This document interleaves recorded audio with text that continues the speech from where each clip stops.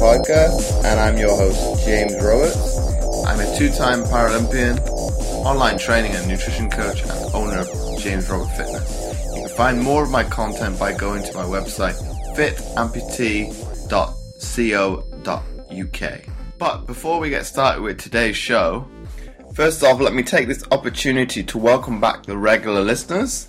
And if this is your first time listening to the show, I hope you enjoy this episode and decide to subscribe to the show. And on today's show, I've got Isabel Hundt. Isabel's journey started with a prophetic dream at the age of 12. The German native tackled many obstacles in order to make her dream of speaking in front of thousands in English became a reality. Her biggest obstacle was learning to connect deeply with her soul and her heart and to fully accept herself and her unique gift as an Empath-warrior. She experienced reaction and betrayal, life-altering failures, depression and anxiety.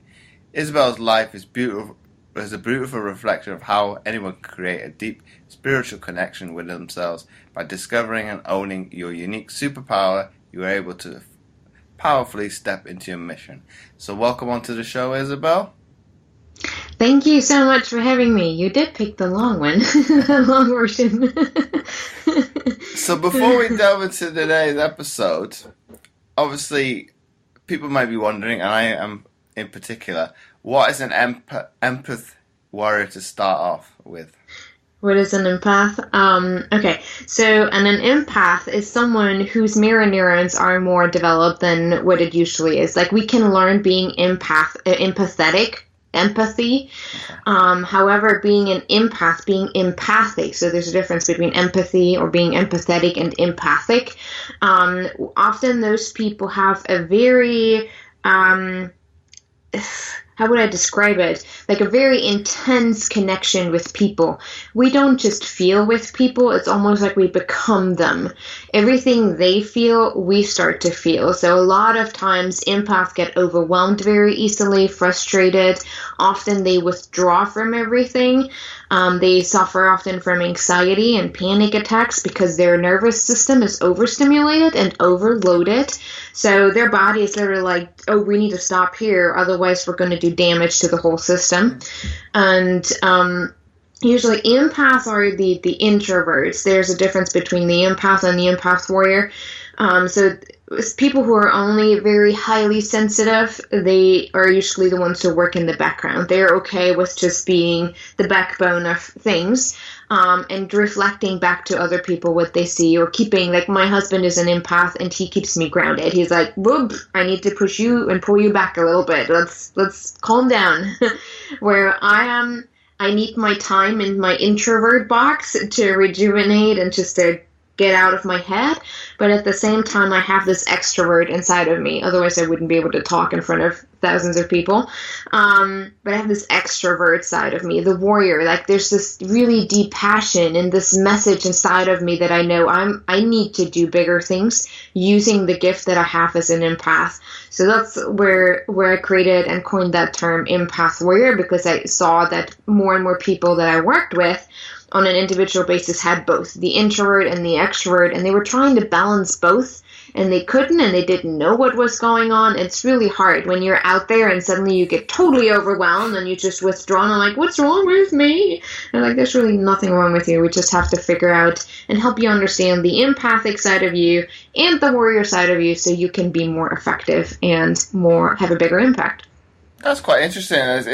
Well, for me personally, it's quite interesting to see, because I'm, well, with behalf of people listening and who've listened from the very beginning of my show, to believe that I'm an introverted person, whereas, like, you coined it, you use it as a vehicle to use that extroverted side of you to speak to thousands of people. I'm probably, the example would probably be this show, whereas I think not just me, I'd say my family at large are very reserved and will take a back seat when the time occurs. I think I am probably more so, and that would probably surprise a lot of people, even though I achieved so much in my sporting life.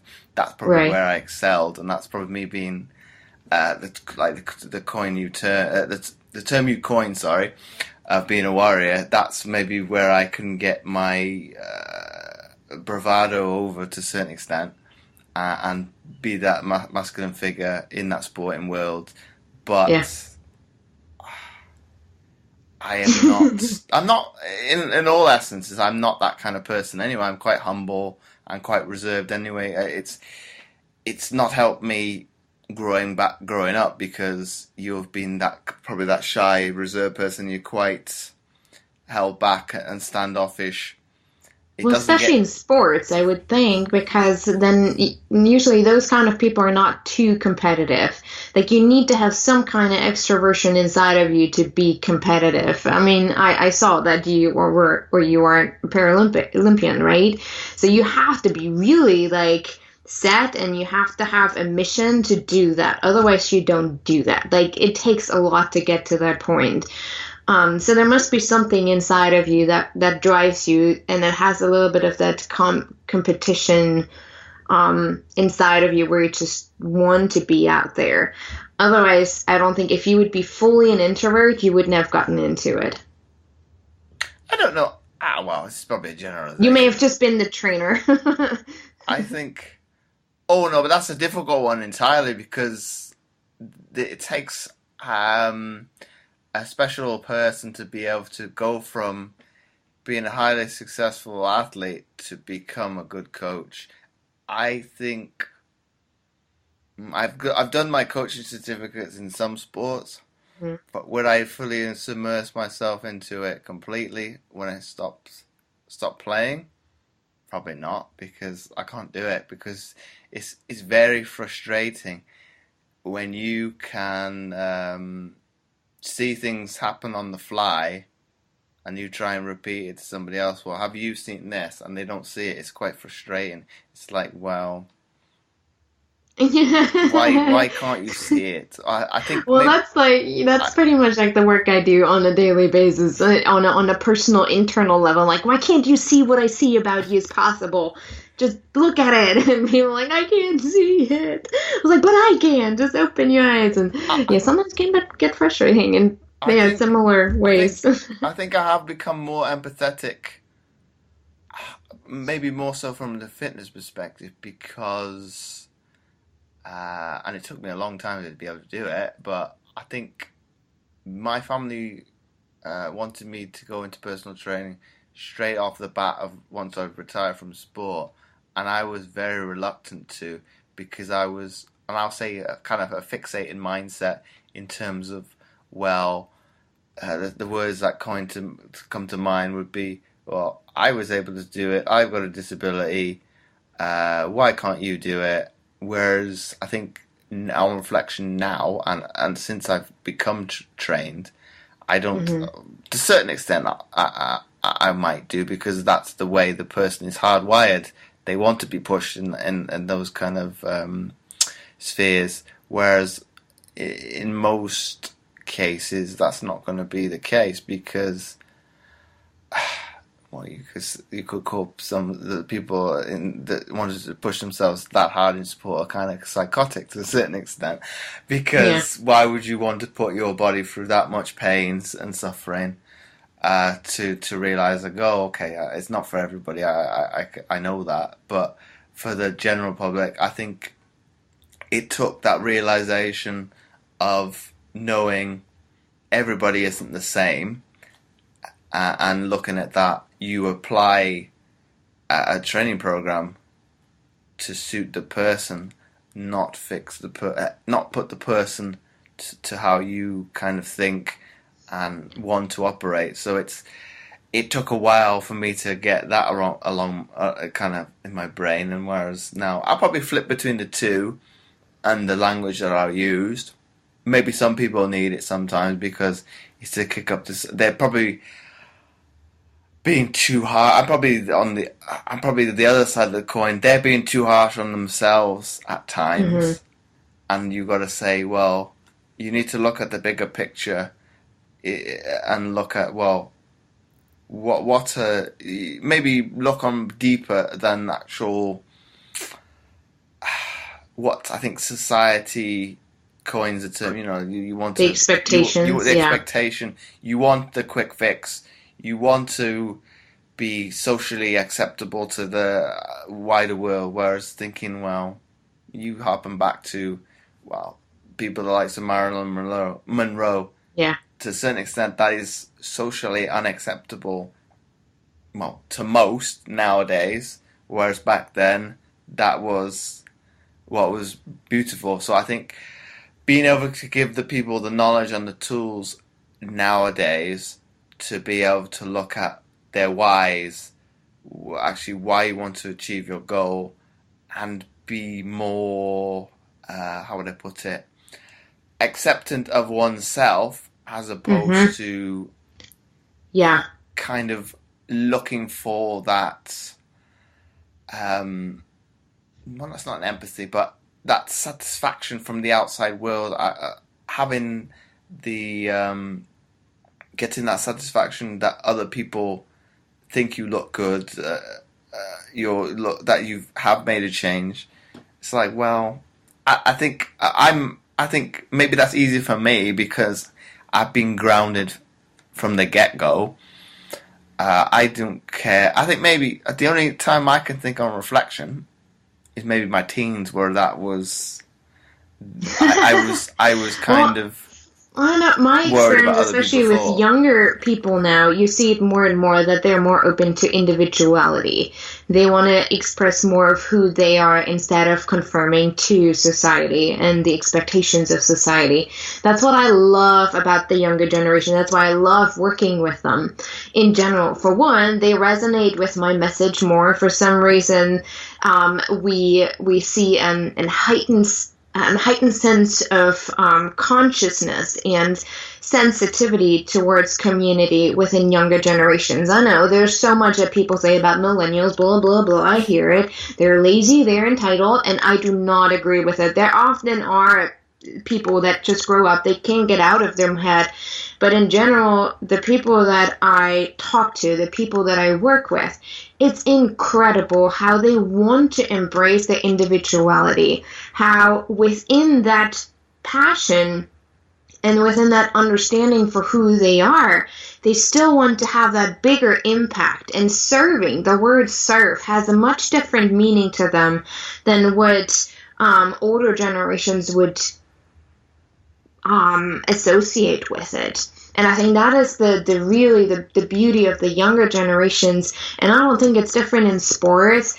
I think they're embracing it much more in general, life in general, to find their individual way of what works for me, how can I get there, and what can I do with it.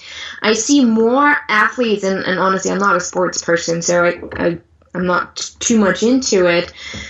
At least not anymore. It changed a little bit once you have a kid. But I see it with them that even with their sports, they want to use the sports as a platform to underline the individuality, yet for a common cause. We've seen it in football here with the stand that was being made with the kneeling.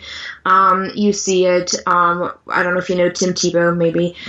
He's been pretty big using his sports as a platform. And there's so many others, and again, I'm not really into it. I just always hear it somewhere on the news or read it on Facebook. But they tend to use their platform more for a greater good. And that's what I love about the younger people. Like, there has not been one person, I've talked to many, many people under 35, where I felt like, oh, they're totally selfish. They only do that for their own ego and they want all the praise. I have not met them yet, to be honest. And maybe it's just because I'm attracting those people. Yes, maybe. But I'm also seeing that as I don't know, there's like this glimpse of hope coming with it, that those younger generations will create something much bigger. They really can bring people back together, since we see that divide so much right now. And I think right now it's just escalating in our world society because there is this this power struggle going on from those in authority, because they're usually older, 50 plus, and the younger generation. And we're talking about the generational gap, right? There's just a different sense of community within the younger generations than what it has ever been with the older generations, but nobody taught them how to use it.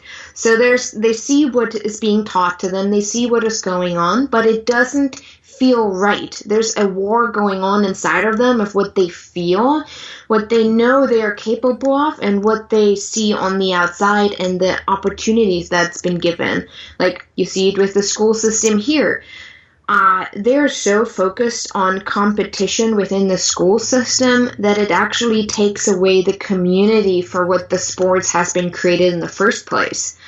I don't like to see it. I didn't grow up that way. The only thing I played was volleyball in high school. There was not that competition going on. It was just played. Let's have fun. Yeah, we have a tournament here or there, but let's just have fun. Like, here, it's like, oh my gosh, it's like war in the US. If when you compete, it's not fun. It's not fun anymore. It's just like a pedestal, those who win. It's just not fun.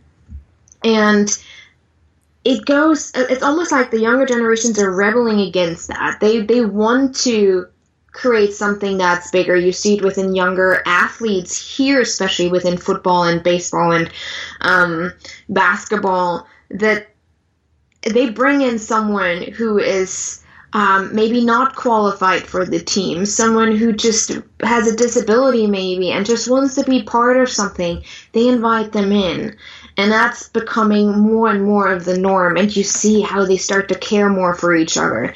So I think, yeah, there's an impressive change happening within younger generations. Older generations don't want to see, I don't know, because maybe they lose authority. They feel like they're losing control.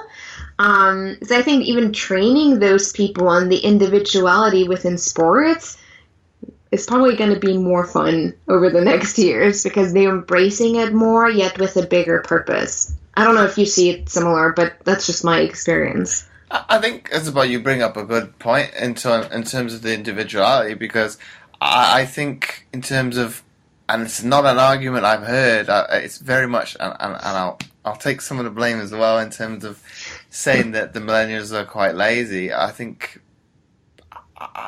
the argument probably harpens back, but all the onus on the media, but they have some blame to say, well, this is why we have some of these trends that, we'll say, they're more, they're less inclined to be productive, and they'll blame X, Y, Z for it. So I think it's very much maybe skewing the data in terms of why people are thinking. I'm a little bit, maybe I don't give myself credit there. I'm probably a little bit more open-minded. It would depend on what the circumstances is. I will give people benefit of the doubt in terms of, well, you may not be excelling in that particular discipline. That is maybe why you are, I don't like the word lazy, maybe we'll say laid back, and kind of that laissez-faire attitude. It's been not as driven, not as ambitious. Yeah. Well, if you harken back to my own example and my own experiences, I've been coined quite, well, I'm a laid-back character anyway, but quite a lazy athlete. But it's the perception that I have given it, being that I don't know what kind of aura it gives off, because I don't think anything of it. But I think people have given me the feedback on, like, later down the line, your attitude comes across in this demeanor. Well, I don't mean it to be, and to be fair to me, if I didn't care, I wouldn't be here. So it's you can kind of see from my argument. Well, here's one thing that just actually came to mind, and how we can probably explain that more, because there's such a war going on inside of younger people. Like, something doesn't feel right with where the world is going, what we're doing, and something that I feel inside. So they switch in that observer mode. It's more of an observer mode that is being reflected back to them as lazy and entitled, which I really don't think. And really, as a child even, your children live up to the expectation that you have as a parent. And it's the same with generations. Generations live up to the expectation older generations have of them because that's all they want to see. And that's all they're going to see because that's what they're expecting. You attract and you get what you focus on. And so, of course, when you focus on millennials being lazy and entitled, well, you have them right in front of you because that's all you're looking for. You're looking for the confirmation in people that confirm your belief about this generation so you can justify what you just said, heard, or how you believe about them. Does it make sense? I personally, and sometimes there are, you have them everywhere. Sometimes I'm just like, okay, don't. Just think. Use your brain. Use your brain. Just use it once. It's not all, just pick yourself up sometimes too, and I get it. There's a lot of complaining, and you have to be really careful what you say. I think that's totally, getting over the top. You can't say this word, and you can't say that word, because then you will offend someone here and offend someone there. And I think that's why my work becomes so important and more important to actually teach them that you don't take things personally. Whatever people say about you is more saying about them than about you, because you always are a reflection, a mirror to whatever they think and hold on to, beliefs that they have to deal with. And so for me, the work that I do, especially grounding them and understanding their emotional world better and understanding what they are actually feeling, they tend to take things less personally. Okay, you just said that. It has nothing to do with me. Okay, I can be okay with that. Well, let me listen to you, what you have to say with that. So we become more reflective instead of reactive. And that's where we're shifting right now, I think, where with especially younger people, they don't know what that really means. All they've known growing up is reactive behavior. And I think our generation has just been on the verge of that. Maybe the generation before us, my husband is, generation, YX? I don't even know what is coming before. I don't know. I'm on the verge of millennials, so I'm right on the end of it. But now I think it's our term or our time really to help them understand, okay, you have to reflect back. Not everything that's being said says something directly about you. Not everything that's being reflected back to you has anything to do with you. When you become your own person and you're able to really be grounded and centered, and we're talking spirituality, not religion, you can stand your ground. You don't take things as personally. You don't react as much. And that's when you can have the biggest impact that you can have. Because if you always respond to everything people say about you, if I would always respond to everything people would say about me, I already would be back home in Germany, living with my mom, in the basement hiding. But I can't. But because I've trained myself so much and I've worked with my own coaches over all those years, I can just stand there and say, okay, I hear you. But what is it that you're really saying? Because obviously it has nothing to do with me, unless I really said something stupid. But then I know how to apologize and say, hey, I think I have to clean something up. I can stand up for that. I'm known for integrity. And when there's something I did wrong, I can say, okay, I can admit to this, and how can I clean it up? Even though still you want to hide because it's embarrassing. But but I think that's where we're shifting. And that's the same in sports, I think, when you look at competition mindset.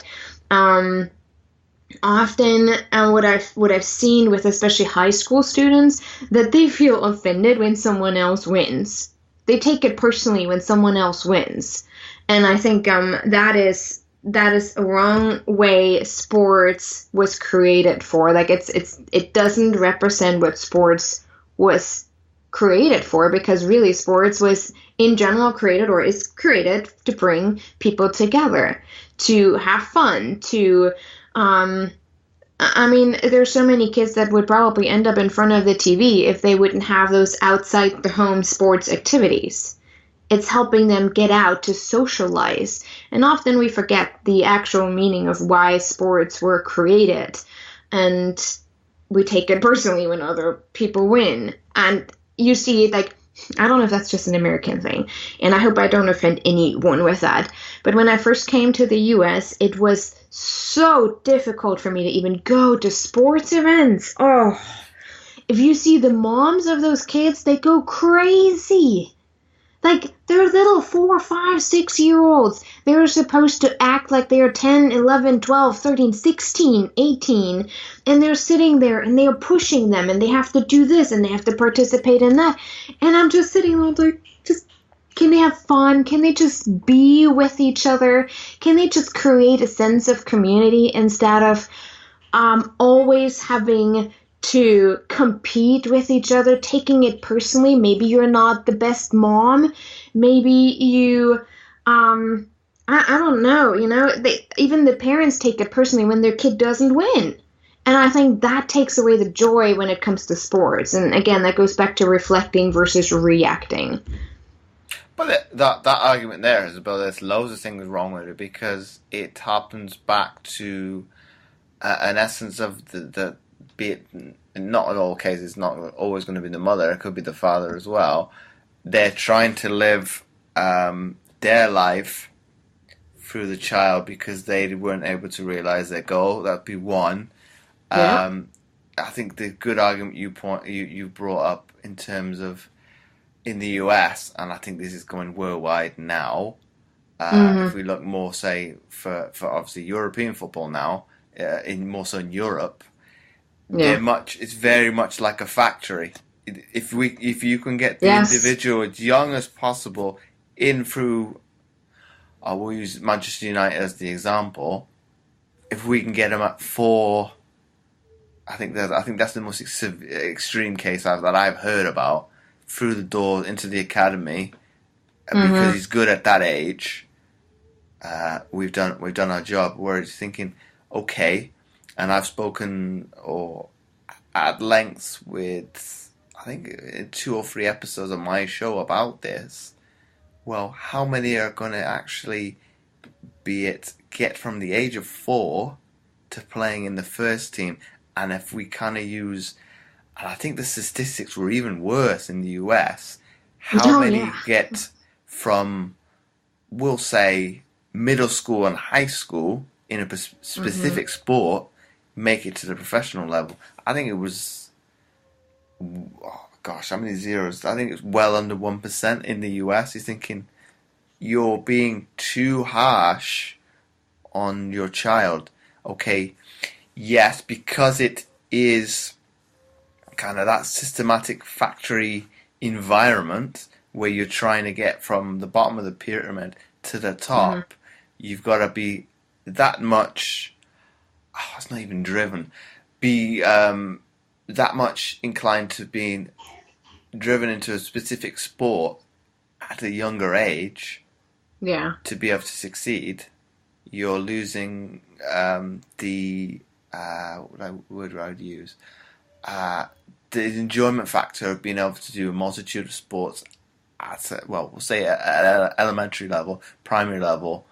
That would probably be the case of me. Oh God, I'm in my 30s now, so we're talking about 20, 25 years ago now. I did a multitude of sports. Okay, I was better at some than others.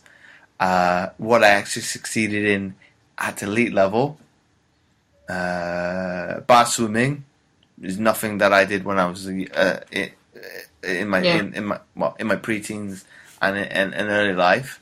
So you're thinking, well, okay, I would put it down to a little bit of an element of luck. That's probably me being humble. I won't disagree that I was talented. But I would say luck at it. I happened to be in the right areas at the right time, and I won't disagree with that. But I harpen back to say, well, I was able to do a multitude of sports. I think, like you attested to, that social element definitely helped because that was enjoyment. You're among friends. It helps to broaden that essence of friendship that you develop, and it probably helps you as an individual growing up. You were able to acquire those tools, be it from a communication standpoint, and all that comes with it. There's probably loads I can't think of it off the top of my head right now, but it enables you to acquire the skills that you're going to need in later life, I think. But then, harping back to my initial point, by being so specific and kind of driven to trying to get to the heights of elite sport and professional sport, you're kind of going away from that. You're going to be so single-minded and kind of, what would be the word I love to use? Self-centered is probably a strong word, but I think it works. Towards that goal, you're going to completely negate those skills that you're going to need. So you're going to be very, very much introverted, but more so not from a sense of the shyness now. It's because you don't have the people skills. Actually makes sense. When they're so focused on achieving a specific goal, then yes, then it goes against the actual goal of sports. You're not just improving with your team, for example, even if you do individual sports, but you're just so blind. It's just one way forward and no other way, and you don't look back, or you don't look to your sides. And that's I think what I see more and more is that friends become opponents, especially already at a very young age. I mean, I see it with young kids in middle school, high school, where friends suddenly become opponents, and it takes out the fun. Or it actually, I think, in the way often how we created the mindset around sports nowadays is that actually destroys the community. Because again, everyone suddenly becomes your opponent to what you want to achieve. Everyone who is better is your enemy, and it's hard to create those friendships unless you really just say, you know what, I'm giving my best, I'm doing this for a specific reason, I'm focusing on myself, and that doesn't mean that someone can't be better or we can't be friends. I think that's where we need to open up the conversation again, especially with younger kids, where we can say, you know what, you didn't win, that's okay. You can applaud your friend that he did their best, and their best was a little better than your best today. But no, instead, I hear it a lot with, we call them your soccer moms and football moms or whatever. They go home, like, next time you need to be better, you need to do this better. And I hear them, and I just sit there, and I'm like, why? For one, they're kids. Help them understand that they can still achieve success in a certain sports without making enemies, without that mindset that other people are not your friend if they are better than you. And that is what is bothering me a lot. That's why now my 4-year-old has started T-ball, and I'm like, do we really need to do that? I know he's really good at it, but I really don't want to sit there. And so my husband is going out with him. Like, if you want to sit there, I'm not going to have the mom talk. You can do that. And so he's now going with him. But at that young age, you can still kind of play, but you can already feel it. Like, I don't want to know what it's going to be like when they start their games. Because there are moms there that literally like, you go and you can do better, and why did you not hit that, and why did you not catch the ball? And I just like, they're kids. Let them just be together and enjoy that, and help them understand that eventually, if you want to get better, you can do that without having to create enemies. You can still be friends. You can cheer each other on to do better and better. You know, more of that community, unity, competition mindset instead of that enemy, self-centered competition mindset. Does that make sense? To me, yeah, because it's a difficult one, because in terms of that competitive mindset now, if I use my personal experience, I think even at the top level, you have that disconnect between, obviously, you are, well, we'll coin it as you were in my way, because it's probably easier to explain. But I had friendships, be it off the court, out of the pool, well, how would it turn rowing, off the lake. I was able to have, obviously, friendly conversations with people, okay, but when it came time to compete, yeah, obviously, you are an adversary. That one, logically, it's go time, but I could disconnect between the two. Right. Be it, if we use the age of social media, I'll speak with them on social media. It doesn't, but okay, I won't give away training secrets or whatnot like that, because I'm not gonna do that. But have a friendly conversation. How are you doing? Even in the heat of training for world championships, or even lesser events, I still have a chat. It's right. I think someone can do that who is very centered, who's very aware of themselves. I think if I go a step further than that, I probably, I won't say annoyed coaches, but they were probably, how would I word it? Maybe it comes back to my personality traits, that I'm quite laid back. I can have a conversation with somebody. Oh gosh, I can't even think how close it'd be. Quite close to an event, and be joking around. And some people would say, "Why? You need to get serious now." Yeah. Why? That's not me. I when it comes time to, I think it will come down to circumstances. Sometimes, yes, I can understand where they're coming from, but at others, it's like, no, I can see their argument. You can't switch it on and off. In certain circumstances, I think you can.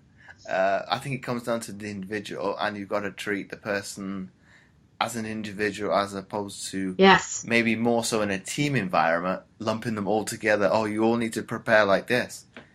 Yeah, but maybe I can. I agree. I can be able to go from 1 minute messing around, laughing and joking, to be able to switch it on like that. In fairness to the listeners, that's probably a little bit of generalization. I think it will depend what kind of mindset and what frame of mind I am in. Sometimes that doesn't work, and I can see where the coach is coming from. You take a while to be able to get into that, we'll say, the killer instinct mentality from the get-go. You're not in that position from, we'll use basketball analogy now, from tip-off. You take, 5 minutes, maybe longer, to get engaged into the game, which they're not happy about. And I think I get frustrated at times when that happens with me. Okay, it might be, I'm not laughing and joking, it might take a time that stimulus hasn't got to the level. It might come down to the opponent isn't as good, so I'm not in the right frame of mind to be able to execute at a level that I'm able to operate at, which is, it comes down to mental psychology. That it's, why does that happen? Right. It's probably a complexity of factors. I think it's going to vary from person to person as to why that happens. You've got that kind of... it's like with everything. Even before every interview, I can't just do something, have a conversation with someone, and then jump into an interview. I need at least 10 to 15 minutes to just kind of center myself, collect myself, and get focused on what do I want to talk about today? What do I want my message to be today? And I think that's the same with sports. You need some time before you start any competition to just kind of collect yourself, center yourself, like, what is it that I want to achieve? Maybe even have this affirmation of, I am going to be winning this game today, or whatever that would be, right? There's a lot of mindset training that goes into being a successful athlete. So I think that is actually necessary with everyone.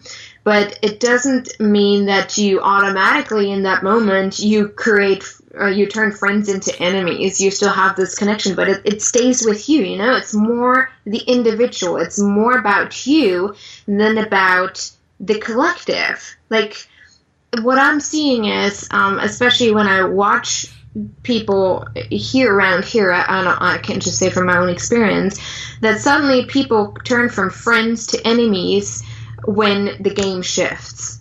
Where I'm like, why does that even have to play a role? Like, why does it even have to come into the equation?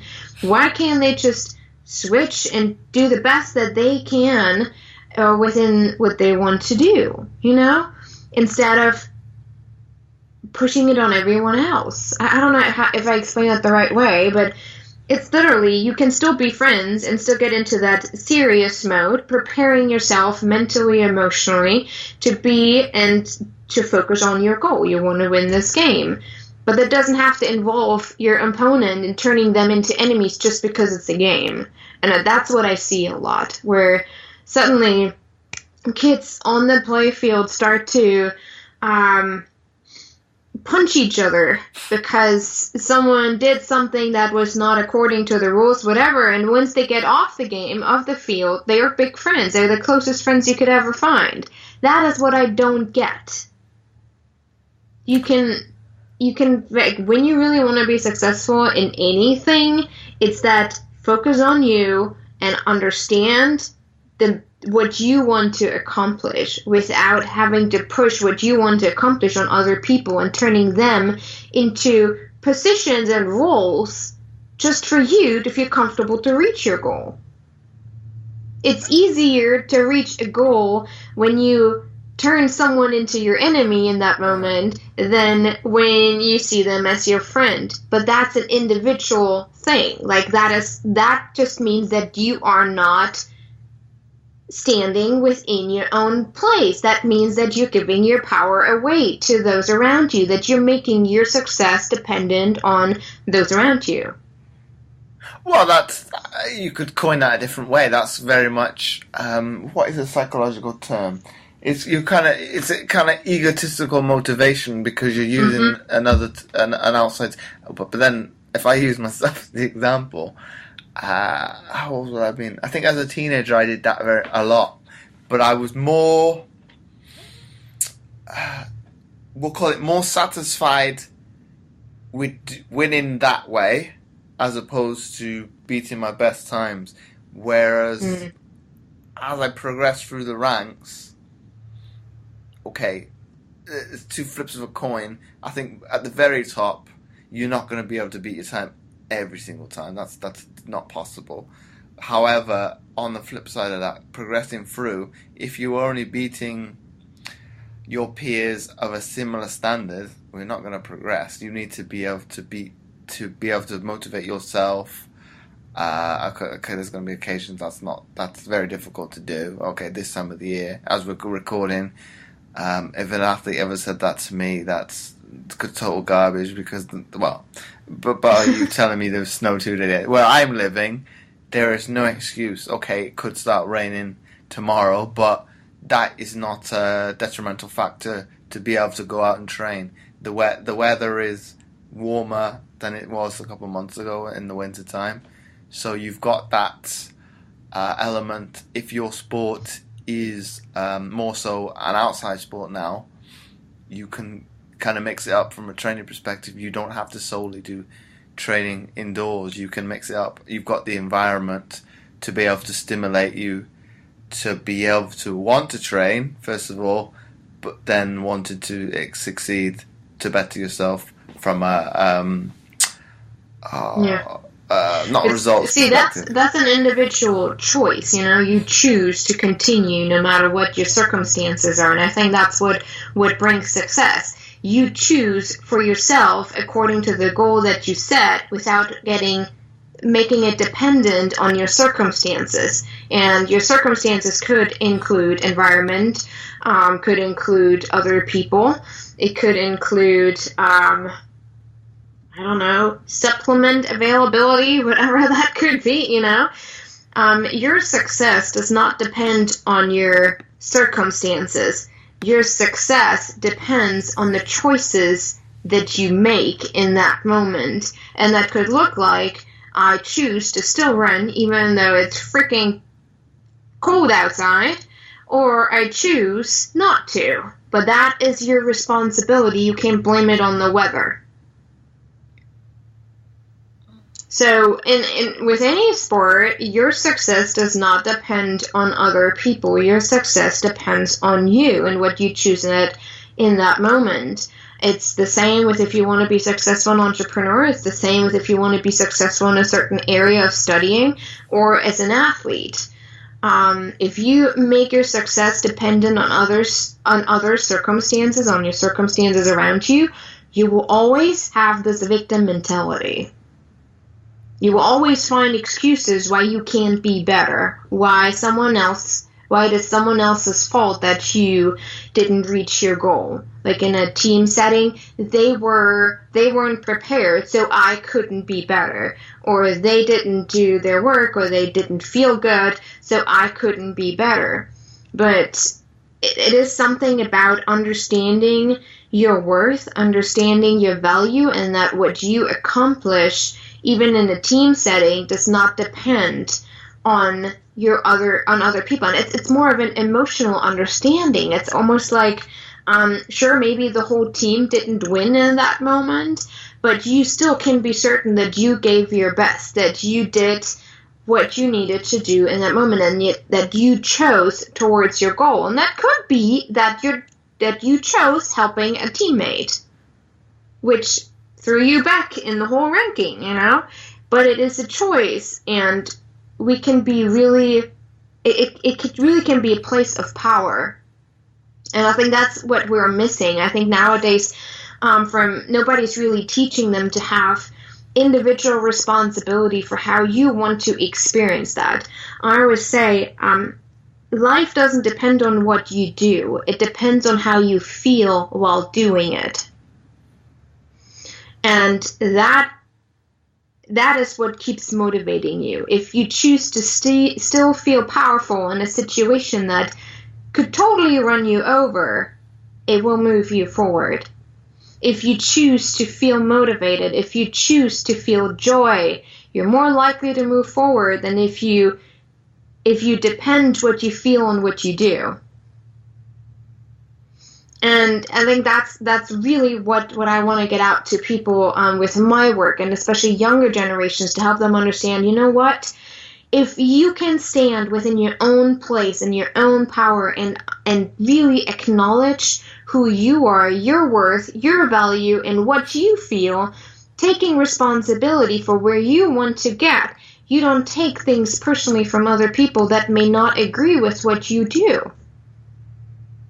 And then you can have conversations, because it only comes to arguments when you feel offended, when you constantly take it personally. That's when you can't have conversations. But when you understand who you are and you can respond in a reflective way to them, you can start conversations. And when you can have conversations, you can improve situations. When you can improve situations, you can improve whole societies. And you can take it even further, you can improve the world. That's how I see it. I think there, Isabel, you bring up a good. But if I tie the two together now, obviously that argument you first of all talked about with people portraying. Did I get this right in terms? Would you tie in teammates into the argument as well as seeing opponents as enemies as well? Probably to a different level, to a different degree, because at the end you have to work together. A team is a team. You work as one. But yet you have still your individual position within that team, right? Mm-hmm. If someone suddenly comes over and takes over your position, you're still pissed. Like, you took my spot! But if you can, if you are, like, if you don't depend on your circumstances, if you don't depend your success on circumstances, you can just be like, hey, I think you're in my spot, instead of reacting to it. And if you're like, oh, sorry, I didn't even see that, or I didn't realize that. Or you can reflect something other back to them afterwards, not probably within the game because you're so focused on getting that point score. But I think there's still the individually within the team needs to be respected to have the team be the most successful.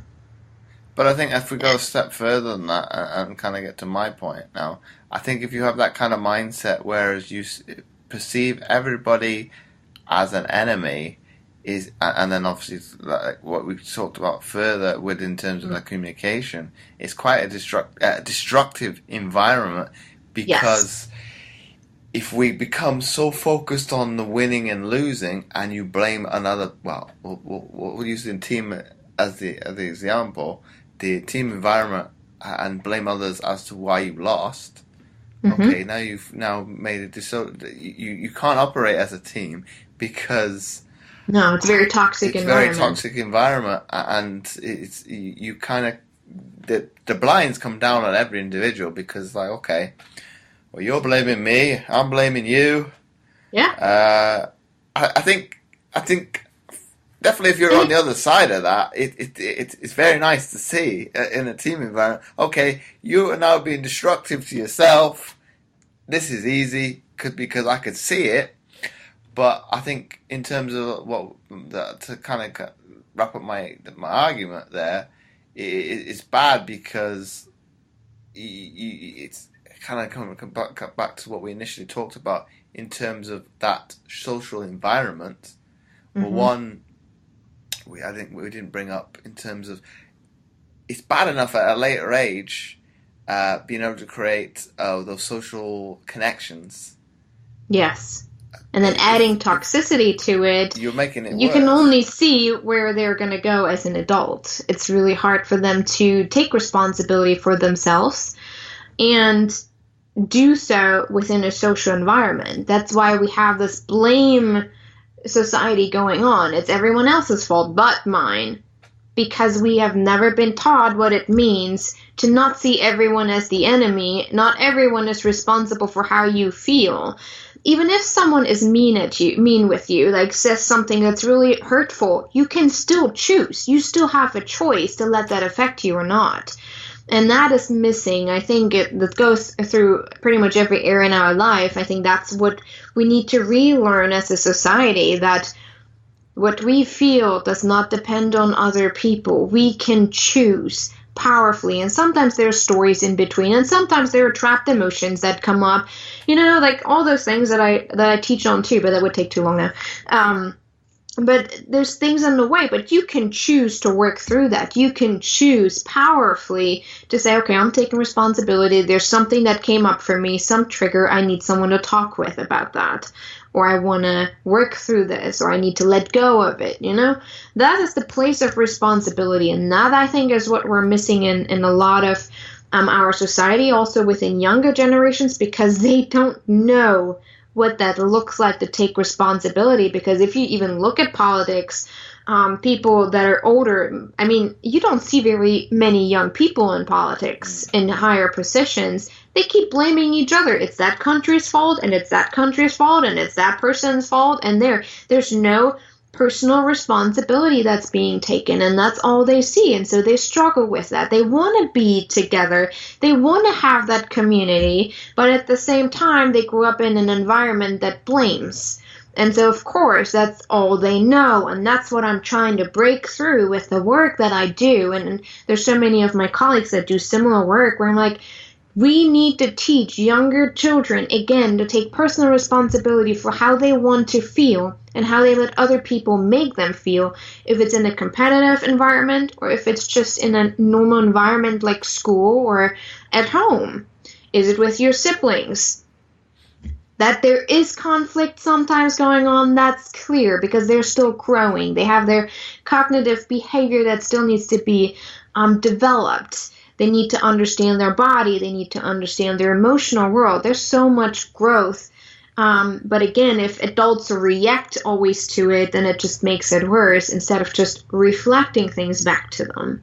And again, that's why I just recently talked to groups of moms and to help them understand how can you interact with your children to be more reflective, and helping them to take personal responsibility already at a very young age. Like, I don't tell or ask my son, what is wrong with you? I ask them, what do you need? Taking responsibility. And I really hope that eventually I look back at him and say, okay, now you're 20, you're 25, you're 30. I think I did a good job in helping you take responsibility for your life without having to blame everyone else and how you feel. I think that's a good argument there, Isabel, in terms of I think, well, my own personal one, I don't know, well, how kind of language my parents used with me, but in terms of, I would like to think that growing up, I think maybe the disability may have had an impact to some degree in terms of how I have interacted with the wider world, in terms of how I perceive things and how I want to interact with it. I'm very much, I wouldn't say I was disabled, I would say I very much became adaptable to the environment. I wouldn't, how would I word this? I wouldn't say I wouldn't take no for an answer, but I would find a way to be able to enjoy the environment and be among my peers. I was not going to let anything get in my way. That is a strong character trait. That is something that most likely your parents did instill in you, because otherwise you wouldn't know how to actually do that. Seems like you and your family seems really laid back, and they already modeled that for you to say, you know what, you can still make the best out of every situation. And that is huge. And I think my parents did something similar. I think it was kind of that last generation. It seems like we're about the same age, so it makes sense. And both growing up in years. There's probably a lot of similarities in how we grew up to some extent. Because my parents, they always trusted me. Like, I know you're going to do what you're going to do. I mean, if you would know the whole story that I've gone through to be where I'm at today, there were so many situations where my parents were like, I don't know, you should just come back and you should just get a job and a family and do the normal life. But at the same time, they're like, I trust you. I'm not worried about you. I mean, if you can say that as a parent and you see your kid leave the country, that's a huge step. And it's not just going to Great Britain. No, it went just over the ocean. So I think it sounds like your parents done a really great job for you to be able to adapt and to integrate yourself and still see the good in the situation. And that's probably why you came as far, why you've come as far as you have.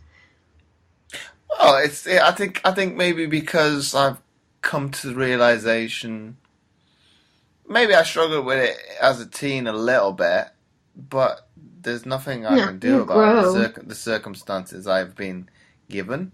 Okay, there's times that I won't say regret is maybe a strong word, but it's maybe the mind frame I was particularly in. Whereas, okay, if I was an able-bodied individual, would I have accomplished more or the same that I have done? I don't know, because that's unless there's a parallel universe, I will never know. Well, you wouldn't know anyway, but unless there's another parallel universe out there that you could possibly be able to see it, go back and watch. Well, did it turn out for the better? Did it turn out for the worst? You'll never know. I think now that I've finished my career, there's probably some regrets, but now we're 5 years removed. They're not as big, or I don't really look into them in great lengths as to, okay, the gold medal it became elusive. Oh well, I think it was a big deal 5 years ago, because I was looking, well, that was the main goal, like this pinnacle to the career. But now, okay, I look at it, maybe it's probably a simplistic way of looking at things. If it was that easy to win, everybody would have one. So probably. And at the same time, even though a gold medal was the goal, it doesn't take away from a message that you may have created over those years that you want other people to know about. That doesn't take away from the impact that you may have made on other children that said, you know what, I can do it too, because I saw him do it and even get that far, I can do it too. So I think while this may be the goal, the purpose and why you've done that and why you got into that, especially if it's something much bigger than any gold medal could provide, was still given. And if you look back at some point, you're like, you know what, I still did what I wanted to do with it. I used the platform well. And it doesn't matter what material things there were to strike my ego a little bit more, like, because goal, it does sound good and it feels good and it's an amazing goal to reach, right? But it's just looking back, saying, you know what, I still did what I knew I was supposed to do with what I had the opportunity to do. So the material things don't take that away. And it's like for me too, like when I look back, it's like, you know what, there were a lot of obstacles, but looking back, it was really nothing. And I'm grateful because it got me to where I'm at today. It created the message that I have today, where I can have more impact, where I can reach out to even more people. I mean, yesterday I had an interview with someone in Australia. Today, Great Britain. Next week here in the U.S., on the other side of the country. I mean, that is an opportunity in and of itself that if I wouldn't have gone through what I've gone through, maybe I didn't reach the big million stage yet. Maybe I never will. But I can know that I made the biggest impact that I could with what I chose to do and taking responsibility for where I'm at.